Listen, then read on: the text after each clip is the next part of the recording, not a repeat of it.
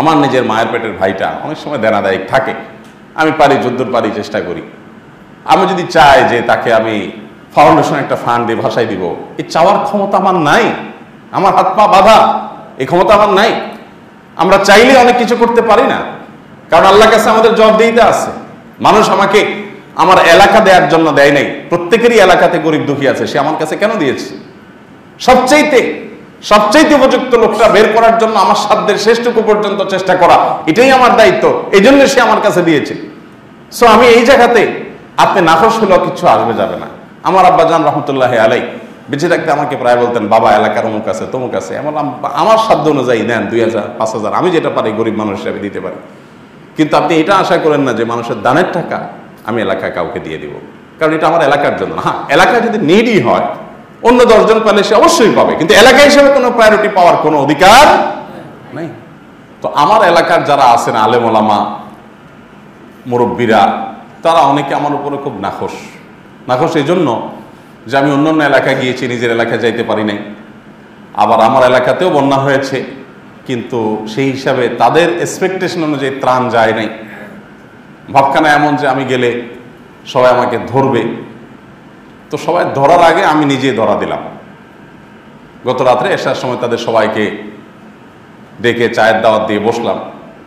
এরপরে ওনাদেরকে, সম্মানিত ব্যক্তিবর্গ, ওনাদেরকে আমি আমার কথাটা বললাম যে দেখেন, আমার যদি বাপের টাকা হইতো বা আমার পকেটের টাকা হইতো, তাহলে সবার আগে আমি আমার এলাকা এবং আমার ভাই ব্রাদার আত্মীয় স্বজন তাদেরকে আমি প্রায়োরিটি দিতাম, কারণ এটাই ইসলাম নির্দেশ করে যে ইবদা বিমান তাউল, আমার নিকট আত্মীয় যারা আছে তাদের থেকে আমি শুরু করব, এরপর অন্যদিকে যাব, এটা ইসলাম বলে।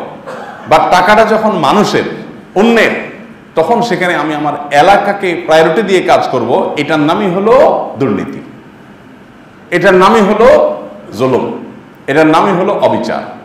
আমাদের সমাজে বিচার আর অবিচারকে পার্থক্য করবার মতো শক্তি মানুষের মধ্যে নাই, এটা হারিয়ে গেছে। আপনারা দেখবেন কোনো মন্ত্রী যিনি গোটা দেশের জন্য দায়িত্বশীল হন, একজন সচিব কোন একটা মন্ত্রণালয়ের দায়িত্বে আছেন, তিনি ওই মন্ত্রণালয়ের সচিব হিসাবে গোটা দেশের মানুষের জন্য তিনি কাজ করবেন, এবং এখানে কোনো ভেদাভেদ তার করার কথা না। কিন্তু এরপরও কোনো এলাকায় যদি আপনি যান, মন্ত্রী সাহেবের এলাকার রাস্তাঘাটগুলো খুব ভালো, রাস্তাঘাটে আবার লাইট পোস্টও লাগাইছেন, আবার দেখা যায় যে অন্য সব স্থাপনাগুলো খুব সুন্দর করেছেন, অনেক উন্নয়নমূলক কাজ করেছেন। কোন সচিব সাহেবের গ্রামে গেছেন, মাশাআল্লাহ, সচিবের গ্রামে গিয়ে আপনি বলছেন মাশাআল্লাহ, উনি এলাকাতে অনেক কিছু করেছেন, এলাকার ছেলে হয়ে এলাকাতে অনেক কিছু করেছেন। এই জিনিসটাকে আমরা সবাই অ্যাপ্রিসিয়েট করি। এটা কি অ্যাপ্রিসিয়েট যোগ্য নাকি ভৎসনার যোগ্য? এটা কি অ্যাপ্রিসিয়েট করার মতো না ভৎসনা করার মতো? আপনারা ধরে ফেলছেন কাহিনীটা, ভৎসনা করার মতো। কেন ভৎসনা করার মতো?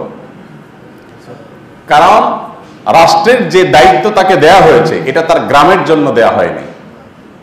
রাষ্ট্রের যে দায়িত্ব তার কাঁধে দেওয়া হয়েছে, এটা তার এলাকার জন্য দেওয়া হয়নি মন্ত্রী সাহেবকে। হ্যাঁ, কোনো মানুষ সংসদ সদস্য, কোনো মানুষ চেয়ারম্যান, মেম্বার, তাহলে তার নির্দিষ্ট গণ্ডি আছে দায়িত্বের, তিনি ওই পুরো এলাকাতে কাজ করবেন। কিন্তু সে এমপি সাহেবও যদি নিজের গ্রামকে একেবারে স্বর্ণের থালে পরিণত করেন আর আশেপাশের গ্রামগুলোকে যদি নর্দমা পরিণত করেন, তাহলে সেক্ষেত্রে তিনি কি ভালো কাজ করেছেন না দুর্নীতি করেছেন? কিন্তু মুশকিল হলো যেখানে নিজের গ্রামের দিকেও তাকায় না কেউ, সেখানে নিজের গ্রামটা অন্তত ভালো করলে মানুষ বলে মাশাআল্লাহ, এই লোকটা ভালো কাজ করেছে। ব্যাপারটা এরকম যে ঘুষ খেয়েও কাজ করে না, এখন ঘুষ খেয়ে যে কাজ করে তাকে সবাই বলে লোকটার ঈমান আছে। লোকটার কি আছে? ঈমান আছে, লোকটার মধ্যে আল্লাহর ভয় আছে, মুত্তাকি মানুষ। কারণ জবান ঠিক রাখে, সে ঘুষ খাইছে, কাজটা করে দিছে। কারণ সমাজে যখন আশেপাশে ঘুষ খাইয়াও ফাঁকিবাজি করে, ঘুরায়, কাজ করে না, তখন যে ঘুষ খেয়ে কাজ করে, তখন মানুষ মনে করে এই লোকটা কি সৎ। অর্থাৎ চোরও সমাজে সৎ হয় যখন সমাজের অন্য অনেকে ডাকাইত হয়। সমাজের অন্যরা যখন ডাকাইত হয়ে যায়, তখন চোরকে মানুষ বলে যে লোকটা ভালো, ডাকাতি করে না। এরকম অবস্থা হয়ে গেছে না এখন আমাদের সমাজে? আমি প্রায় দেখি বিভিন্ন জায়গায় গেলে, যে কোনো এলাকার খুব বড় কোনো পাওয়ারফুল মানুষ, রাজনৈতিকভাবে পাওয়ারফুল বা প্রশাসনিকভাবে কোনো বড় দায়িত্বে আছেন, ওনার এলাকার উন্নতি দেখে মানুষ প্রশংসা পঞ্চমুখ হয়ে যায়। আমি বলি যে এটা কিভাবে আপনারা প্রশংসা করেন? ট্যাক্স দেয় সারা দেশের মানুষ, ভ্যাট দেয় সারা দেশের মানুষ, সারা দেশের মানুষের ট্যাক্সের টাকায় উনি ওনার এলাকাকে উন্নত করলেন, বাকি এলাকাগুলোকে সেভাবে উন্নত করলেন না। উনি তো স্বজন প্রীতি করলেন, এলাকা প্রীতি করলেন, তিনি তো দুর্নীতিবাজ। তিনি আপনার কাছে সৎ হয় কিভাবে? আপনি তাকে সৎ এই জন্য বলতেছেন কারণ বাকিগুলো এলাকাতেও কাজ করে না, এগুলো সব বেগম পাড়া বাড়ি করে। যে সমাজে সব টাকা পয়সা সব নিয়ে বেগম পাড়া বাড়ি করে, দুবাই নিয়ে ব্যবসা করে, সিঙ্গাপুর নিয়ে সম্পদের পাহাড় গড়ে, ওই সমাজে কেউ যদি নিজের এলাকা কিছু করে আমাদের কাছে মনে হয় মাশাআল্লাহ তো সাক্ষাৎ ফেরেশতা। অর্থাৎ আমরা নামতে নামতে কোন জায়গায় গিয়ে ঠেকেছি সেটাকে আমরা অনুভব করতে পারছি। আল্লাহ রাব্বুল আলামিন আমাদের সবাইকে আমানতের দায়িত্ব সম্পর্কে সচেতন হওয়ার, দায়িত্ববান হওয়ার তৌফিক দান করুন। ভাইরা আমার, আজকে আমাদের দেশটাতে যে অপশাসন, যে অনিয়ম, যে দুর্নীতি রন্ধ্রে রন্ধ্রে ঢুকে গেছে, এগুলো একদিনে ঝেঁকে বসে নেই। মানুষ অন্যায় নিয়ে গর্ব করে।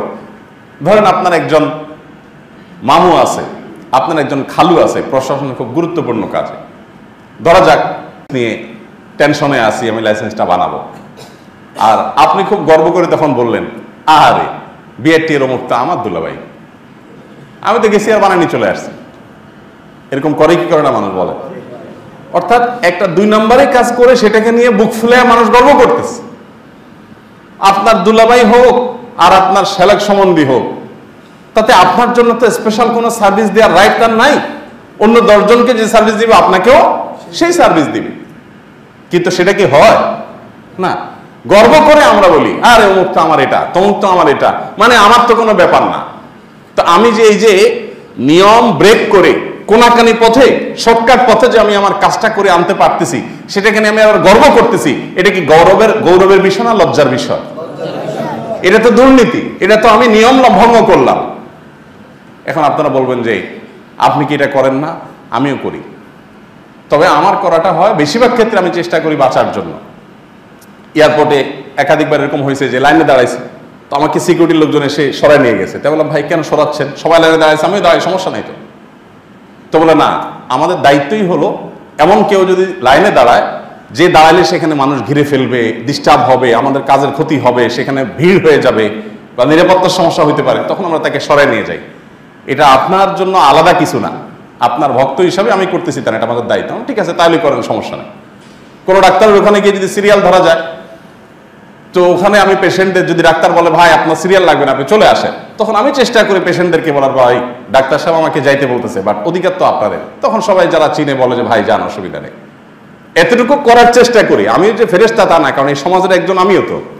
অতএব আপনাদের যে রোগগুলো আছে ওই রোগের রোগী আমি নিজেও, বাট আলোচনা করছি যাতে আমরা সবাই এখান থেকে বেরিয়ে আসতে পারি। আল্লাহ আমাদের সবাইকে সে তৌফিক দান করুন। আস-সুন্নাহ ফাউন্ডেশন, উম্মার স্বার্থে সুন্নাহর সাথে।